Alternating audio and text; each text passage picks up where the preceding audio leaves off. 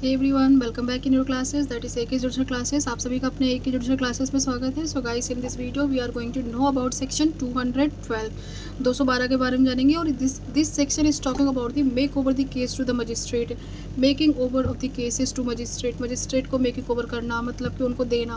अपर जो कोर्ट्स हैं वो लोअर कोर्ट्स को मेक ओवर करती है, देती है केसेस।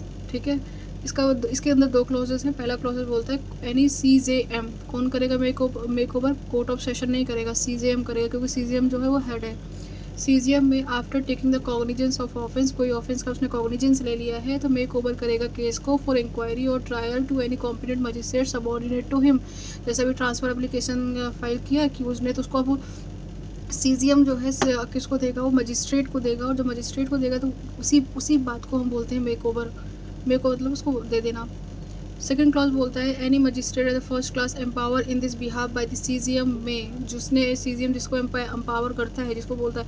इसमें क्या है, देखो मेक ओवर केस कैसे करना है। समटाइम खुद के ही केस मेक ओवर कर दिया जाता है by the upper court, but यहाँ पे स्पेसिफिकली उसकी जुडिक्शन है, उसका कोई पर्पस है, इसीलिए उस मैटर को ट्रांसफ़र किया गया है लोअर कोर्ट के पास। तो लोअर कोर्ट के पास जब ट्रांसफ़र किया जाता है उसको हम मेक ओवर कहते हैं।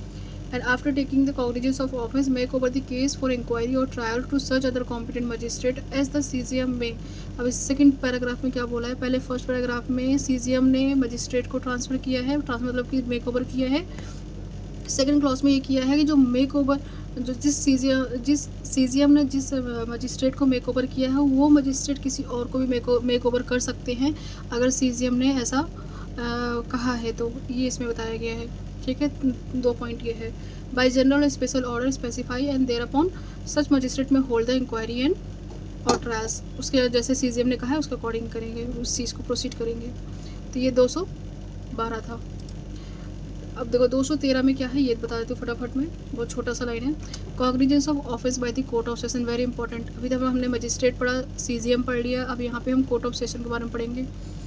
Accept otherwise provided by the संहिता, जब तक संहिता में दिया ना गया हो तब तक, और एनी अदर लॉ या फिर किसी कानून में बताया ना गया हो, being in force, no court of session shall take the cognizance. Court of session कभी कॉग्निजेंस अपने आप नहीं ले सकता, उसको हमेशा कोई ना कोई केस दिया जाएगा by the lower court to upper court. यहाँ मेक ओवर नहीं कहते। ठीक है, मेक ओवर कहा जाता है जहाँ पे अपर कोर्ट लोअर कोर्ट को मेक ओवर करती है, देती है। ठीक है, तो टेक यहाँ लिखा हुआ है any law for time being in force, no court of session shall take the cognizance of any offence as a court of original jurisdiction. उसका ओरिजिनल जुडिक्शन नहीं है कोर्ट ऑफ सेशन के पास, एक्सेप्ट द सेक्शन जो अभी हम पढ़ेंगे आगे, जैसे डिफॉर्मेशन के मैटर्स होते हैं उसमें, उसको छोड़ के, अदरवाइज इन सब में नहीं होगा। Unless the case has been committed, ये देखो वर्ड कमिटेड वर्ड यूज़ किया गया है। कमिटल जो वर्ड होता है हमेशा इसमें लोअर कोर्ट जो है अपर कोर्ट को देती है, और मीन्स एक तरफ से ये समझना आपको कि मजिस्ट्रेट जो है या फिर CJM जो है वो किसको देंगे? मजिस्ट्रेट जो है किसको देंगे? वो कोर्ट ऑफ सेशन को। कोर्ट ऑफ सेशन को हमेशा कमिटल होता है, और अब CJM जो है मजिस्ट्रेट को जब देता है तो उसे हम कहते हैं मेक ओवर। ठीक है, दो डिफरेंस है कमिटल और मेक ओवर। तो कमिटल वर्ड यहाँ पे यूज़ किया गया है। To its by magistrate under this संहिता, original jurisdiction court of session का नहीं होता है, एक्सेप्ट सम सर्कमस्टांसेस, जैसे बोला है कि अगर कहीं कहीं दिया है संहिता में तो ठीक है, अदरवाइज डायरेक्टली वो नहीं ले सकता कॉग्निजेंस। ये माइंड करना है आपको। ये आपको मेरे थर्ड 213 को भी समझा दिया है। Now come to the section 214, ये भी इम्पोर्टेंट है। 214 बोलता है एडिशनल सेशन जज to try the case made over to them. यहाँ पे मेड ओवर टू देम लिखा है।